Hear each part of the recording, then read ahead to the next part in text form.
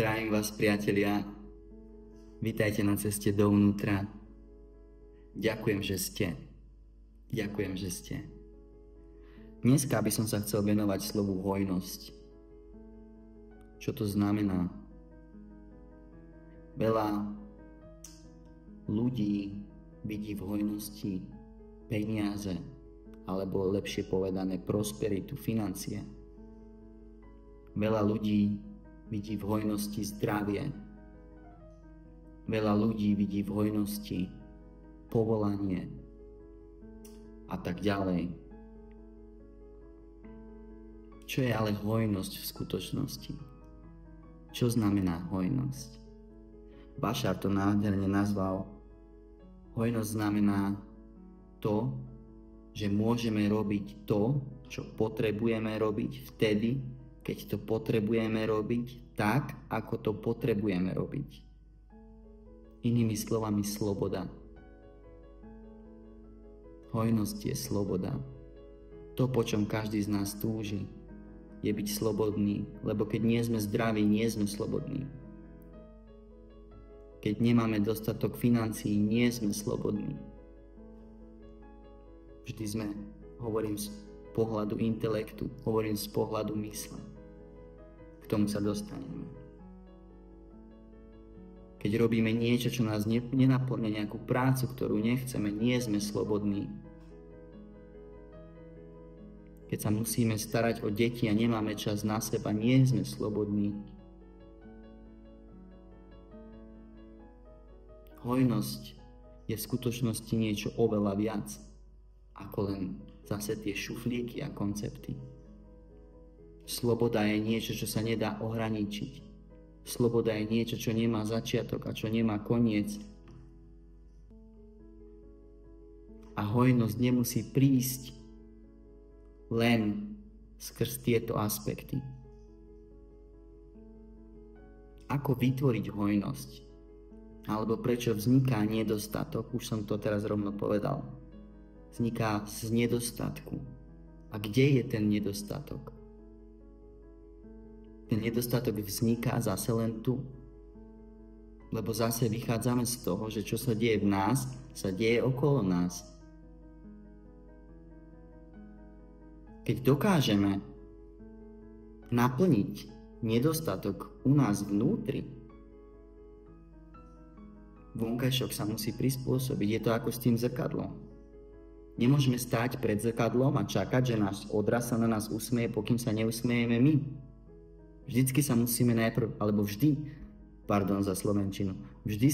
najprv usmiať my, aby sa na nás to zrkadlo mohlo usmiať tiež. Takto funguje aj s životom okolo nás. Čoho máme nedostatok?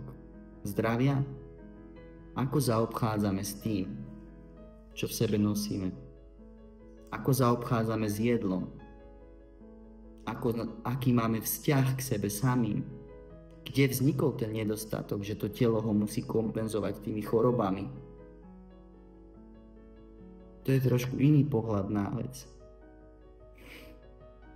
Nie, že sa niečo stalo, niekto je na chybe, nejaký vírus a tak ďalej a telo ochorie. Prečo to telo musí kompenzovať tie nedostatky v nás tým, že nám to ukazuje skrz tie choroby?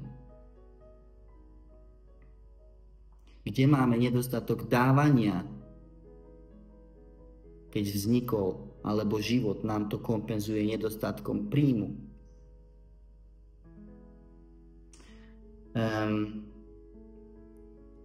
Myslím, že to bolo vo filme alebo v knihe Tajomstvo, ale aj veľmi veľa ľudí o tom hovorí, že ak chceme dostávať, musíme sa naučiť dávať.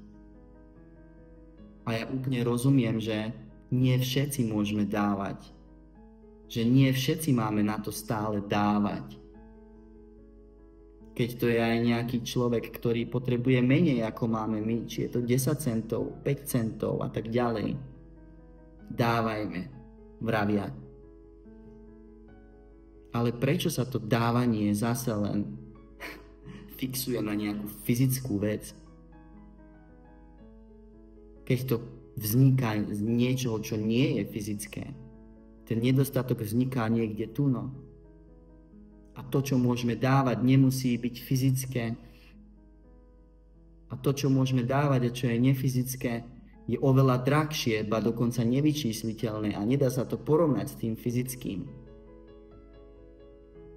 Kto z nás dáva a čo? Nemusíme dávať len peniaze, nemusíme dávať len dary na fyzickej úrovni. Komu dávame našu trpezlivosť? Komu dávame náš súcit? Komu dávame naše porozumenie? Alebo koľkým dávame našu lásku? Toho máme v nás nedostatok. Preto máme nedostatok v peňaženke. Hojnosť je to, kým sme my, nie niečo okolo nás. Dávame dostatok lásky, dávame dostatok porozumenia, dávame dostatok súcitu, dávame dostatok trpezlivosti. Kým sme? Čo vyžarujeme?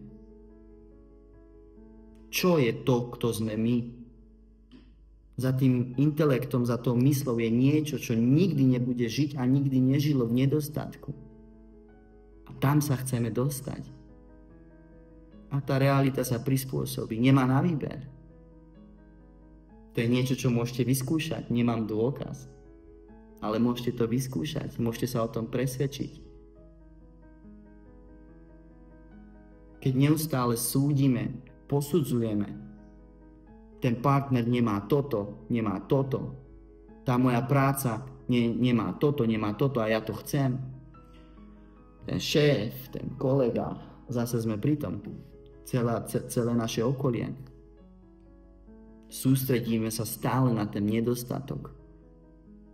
Ale keď dávame to, čo sme my, keď vyjadrujeme to, kým my sme, tam nemá nedostatok kde vzniknúť.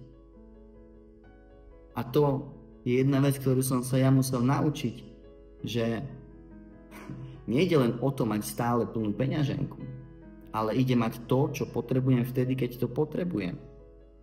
To znamená, že dneska môžem mať prázdnu peňaženku a zajtra, keď ale sa nastane nejaká situácia, tak to zniekadiaľ príde. To sú rôzne príklady. Takisto je to so zdravím.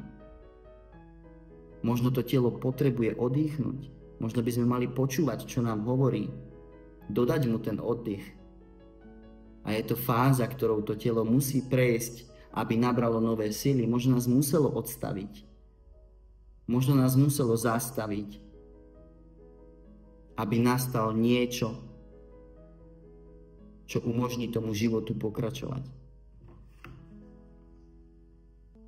Skúsme dávať. A nemusí to byť fyzické. Skúsme dávať to, kým sme. Skúsme nájsť to, kto sme. Skúsme nájsť to, čím sme. A potom to vyjadriť do sveta. Vyjadriť to druhým, aby sa aj oni mohli pripojiť a byť tým, kým sú. Dať im tú možnosť a príležitosť byť tým, kým sú. Druhí tu nie sú na to, aby spĺňali naše očakávania. Druhí sú tu na to, aby boli.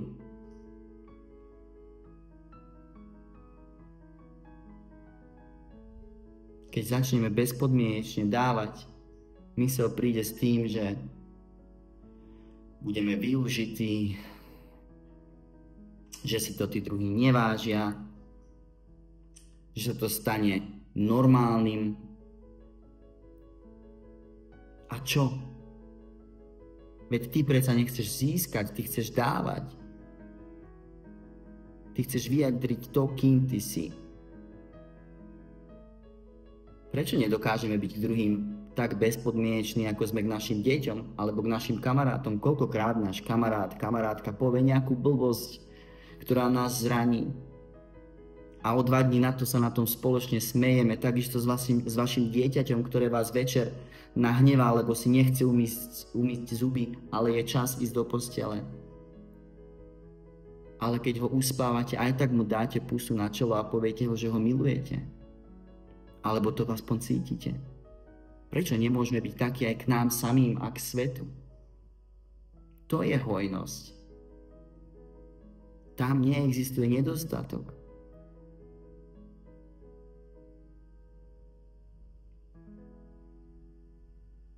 Nájsť hojnosť v nás samých znamená nájsť nás samých.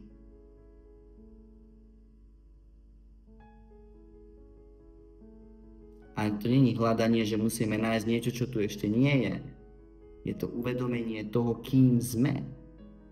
Hľadať je dokonca možno ešte aj nesprávne slovo, lebo kto hľadá, nikdy nenájde, bude len hľadať. Uvedomme si, kto sme. Za tým všetkým. Spoznávajme sa, koľko z nás sa v skutočnosti pozná.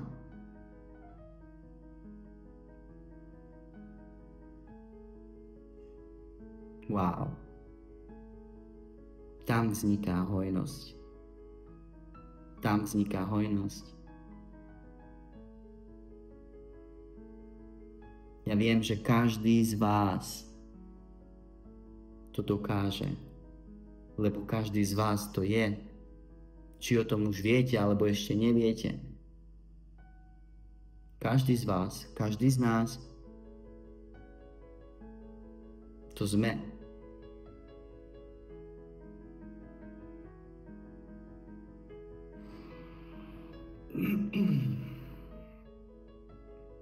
Ďakujem, priatelia.